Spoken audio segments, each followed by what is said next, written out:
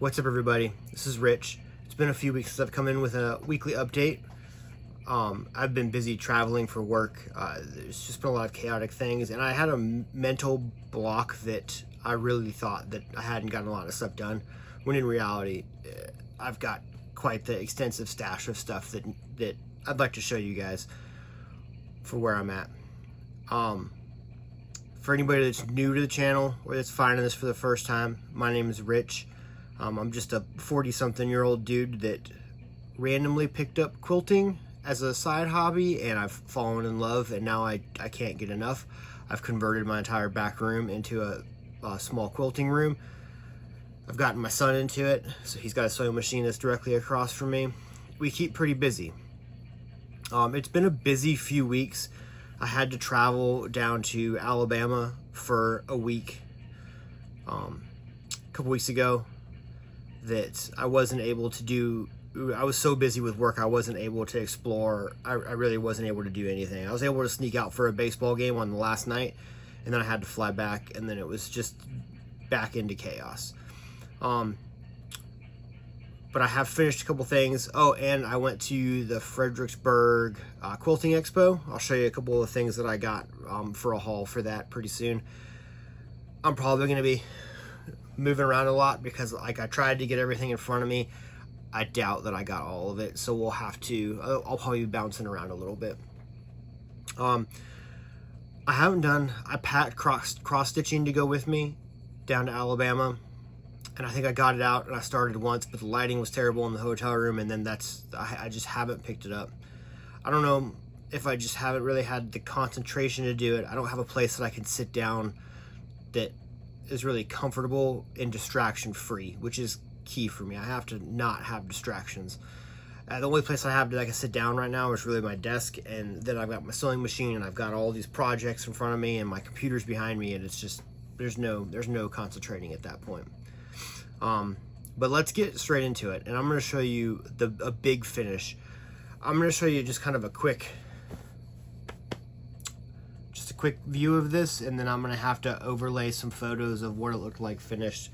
But this is from Anna Marie Horner's new book, Blueprint Quilting. It might not be new. It's new to me. Blueprint Quilting. It's the Do-Si-Do quilt. This turned out absolutely amazing. It's massive. So it's all squares sewn together in strips. When I was following the instructions for this, my mother-in-law got me an Quilt, or she gave me her extra Quilt Go, just the little guy you gotta roll through, and let me borrow some dies for it. And one of the dies that she let me borrow, it's been sitting right here for weeks, and I finally moved it. But it was a square. It was a ½ inch bigger than what the pattern called for this.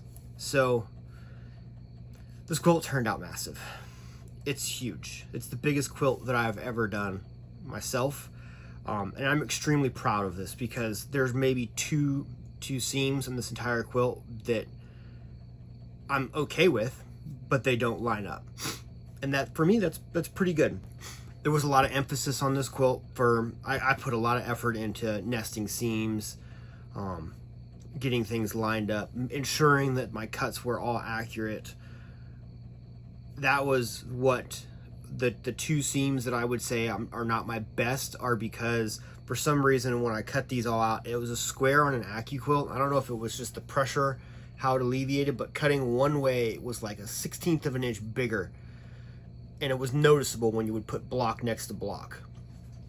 So I found one block that was going the direction that the orientation that I wanted them all to go. I set it aside right here, and then I focused everything else off of that, and I had never had that problem again. But there is a couple blocks right smack in the middle on the biggest row that I had sewn the wrong orientation, and because of that, it caused it to be just a little bit off cattywampus, and then it's not the end of the world. This quilt is amazing. I'm setting it aside for right now because I don't know what I want to do for backing. Backing is one of those things that it just kind of comes to me when I see one, and you'll see one in just a second, that I have to commit to it. With the exception of the the hand-dyed quilt. That one I went with a solid blue confetti cotton, but it's like an indigo. It's really similar in color. I just feel like there's so much going on the front that I don't want to deal with it on the back. I just got a solid color. So that one, and I'm just waiting. I don't really have a lot of space to lay them out, get them neat and good to go. And I mean, this wall hanging right here is not that big, and that was a challenge in my space. So I need to find a way to be able to lay them all out, just get them straight, good, and pin them, and then go from there. I did do one, the race quilt. I did on my desk here, and it's good size, and it was a challenge. It was a struggle, but that's not an update for this video. I don't remember where I've updated you everybody last on that one, but I'll show that one in the next video. But this one, it's massive, it's gorgeous, and I can't wait to get this quilted and show everybody what that looks like. Set that down. All right, so then there's this one. This is the Sherry and Chelsea family favorites. It was the first sampler block that was in there. This quilt grew on me. At first, I was like, there's a lot of white. And then I got to some of the blocks that were like this, that there's a lot of color to it, and I'm okay with it. It grew on me. I really like this quilt now, but I was very uncertain on what I wanted to do for a backing for it. So it's been sitting in my I don't call them my UFOs down here, because they're sitting in the tote, they're waiting for their backing to come up, and then I'm gonna go from there. My wife was at Goodwill and came across this.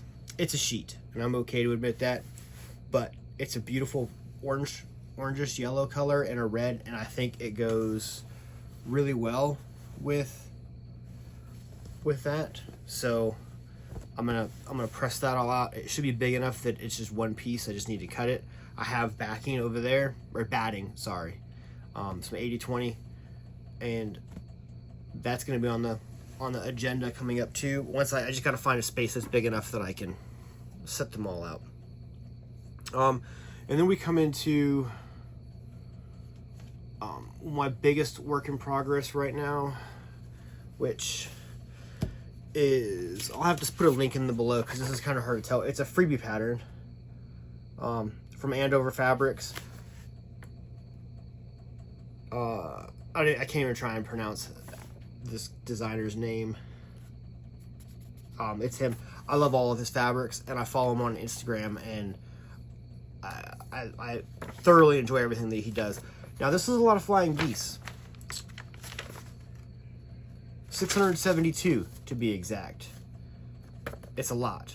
But my mother-in-law, for my birthday coming up, got me this. This is impossible to see because it's clear, but it's a wing clipper.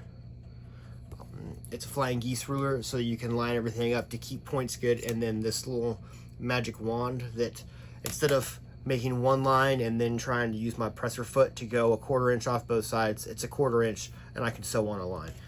These have made it night and day difference with flying geese. The other night, I sat down and I was able to bang out 80 of them. I got them sewn together. No clipped points. There's only one thing on this that I am not amused by, and it's one of the joins in the middle. One of my triangles is a little bigger than the other one. And you have to know that it's there to notice it. And when I sew them together, the sides, it'll probably hide that and you won't even notice. For that, I picked a theme that it's all these text-based. It's all his fabric lines. He's got 2 or 3 that all have that kind of theme. This is a pattern that there's multiple color variations, and this is one that you can see I've got it in like a orangish yellow, and then there's like a teal green. And I've been doing them with those, and I have a whole stack somewhere. It's in one of my project boxes, a whole stack of the different colors. I'm kind of winging it, some of it on, because I can't find some of the bigger design patterns, so I don't know what I'm going to do on the center line just yet, but that's a battle for a different day. I'm going to make it through the flying geese first, and then I'll figure out how I'm going to assemble it all. And then I went to the Fredericksburg Quilt Expo. I went in with the intention of trying to find this fabric, like this style of fabric, and I went in trying to find one of those flying geese rulers, so I knew that I wanted to make that. My mother-in-law surprised me and she got me the ruler for my birthday, and so that was one thing I didn't have to look for there. And there wasn't a whole lot of things that really jumped out at me at the expo, except for there was one booth that was African themed fabrics, and these, like, I went back and I looked. I just think these are gorgeous. This was my favorite, and I bought them. I bought 3 yards of fabric, 100%, without having a clue what I was going to do with it. And then I was walking through the quilt, like the quilt show, and they had. See, I knew I was going to forget something. They had, somebody had made this. It's a elephant abstractions. It's by Violet Craft. It's an FPP quilt, and this one is relatively large. The one that I saw was part of a black and white with one color exhibit, so it was like black and white with this kind of yellowish color mixed in, and it was gorgeous. And I thought about it, and I thought this would be cool to use as like a center, and then use all of this to do some kind of like border around the whole outside. So that one's in the drawing board. I'm still trying to collect all of the solids for that, because it uses a lot of really unique colors that I can't find locally right now. So I'm gonna have to try and use my app to stare and compare and find similar colors from a couple different lines to try and figure out all of those. Let's move that out of the way. What else? Oh, this one. This is the Tilda Christmas line. I have the pattern printed out. I didn't know if I was going to do this or not. I really wanted to do a Christmas themed quilt. So I found this one for free on the website, and I loved it.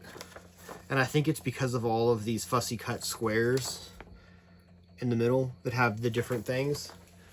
There's only one fabric store or quilting shop around me that carries Tilda, and I went and they had the fabric that was the middle piece, and I needed 3/4 of a yard, and they had 1 1/4 yards of it left. So I got all of it so that I can pick and choose what I want to do for fussy cutting.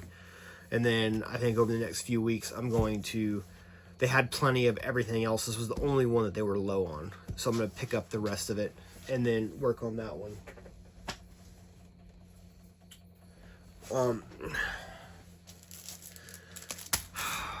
What else we got? I told you, it was a lot. Like, I felt to myself like I hadn't done anything because I didn't really have, like, I finished the one quilt, the Do-Si-Do quilt, but I didn't have a lot of other big like, normally I've got 2 or 3 quilts going on at once, and right now I just started on the Flying Geese one a couple nights ago. But I've been doing a lot of like random little things. So I got a book and it had applique, and I've been wanting to do applique. So I dabbled with, and I don't think it's that bad. I got some heat and bond. Don't mind the binding. The binding is a work in progress for me. I've been watching a ton of YouTube trying to figure out how to do it. If anybody's got a recommendation for a good binding tutorial, I think I'm gonna have to suck it up and do the back, like finish it by hand, because I just don't like the way that the machine binding turns out. But I did a little free motion quilting just because trying to get some practice. And then why, when you can just do like a leaf, like why not just go full send? And my son loves Pokemon, so I don't know, this randomly popped to me, but I found just a black and white line vector drawing, and I traced it on my iPad, and I did the shadow and then the purple, and there's 4 or 5 cuts, and I tried applique. There's a few spots where I kind of dipped in a little bit, and I'm thinking I'm supposed to use a blanket stitch, but I didn't know how to do that. So that's also been, and these have just been doing one-offs just because I'm trying to learn to applique.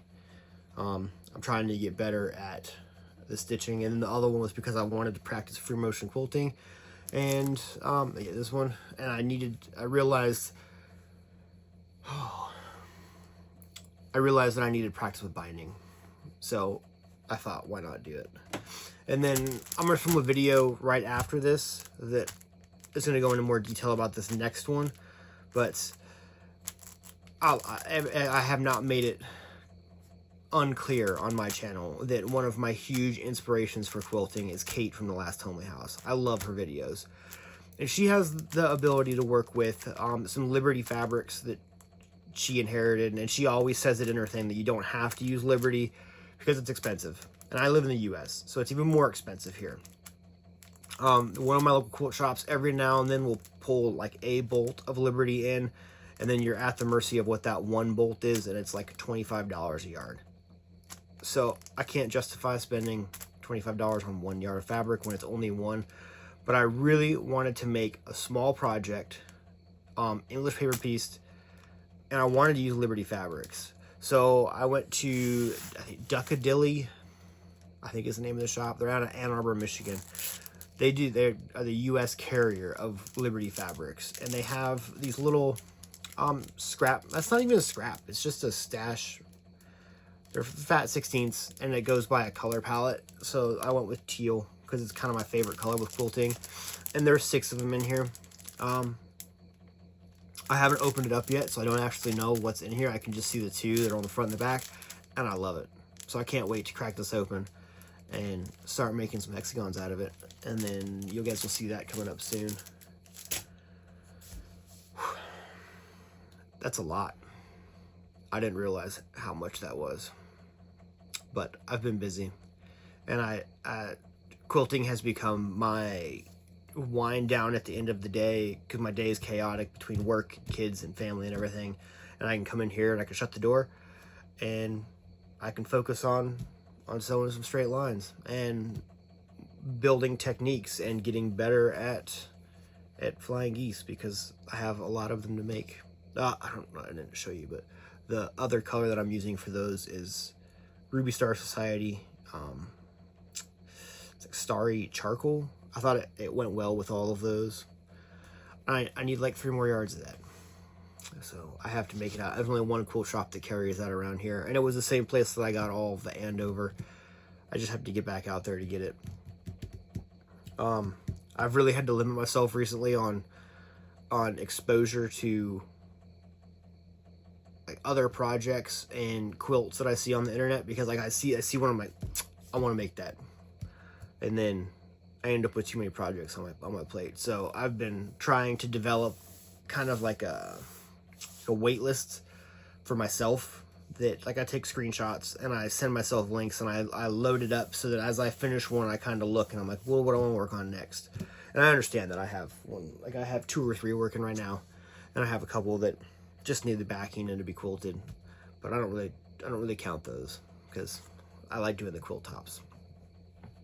But otherwise, that's it for my weekly update. Thank you for tagging along and listening to me ramble for 18 minutes at this point.